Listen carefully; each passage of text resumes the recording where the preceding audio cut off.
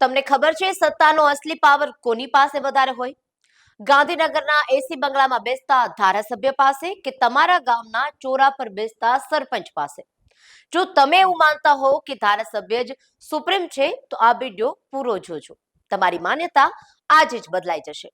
ધારાસભ્ય ભલે આખા વિસ્તારના નેતા હોય પણ ગામના પાયાના વિકાસ માટે તે સરપંચ જ સુપર પાવર છે.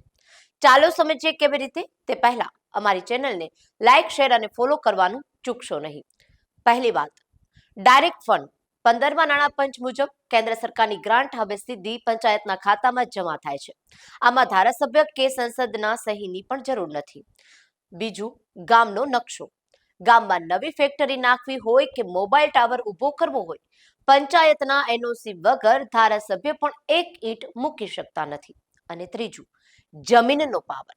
ગામની ગૌચર કે સરકારી જમીન પર શું કરવું અને એનો પ્રથમ અને આખરી નિર્ણય ગ્રામસભા અને સરપંચનો હાથમાં જ હોય છે. ધારાસભ્ય ભલે ગાંધીનગરમાં બેસીને કાયદા બનાવતા હોય પણ એ કાયદાનો અમલ કરાવવાની અને છેવાડાના માનવી સુધી સરકારી યોજનાઓ પહોંચાડવાની તાકાત તો માત્ર સરપંચ પાસે જ છે.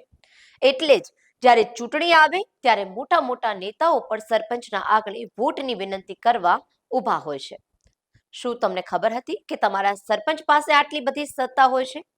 તમારા ગામના સરપંચ આ સત્તાનો ઉપયોગ વિકાસ માટે કરે છે કે નહીં, એ અમને કમેન્ટમાં ચોક્કસથી જણાવજો.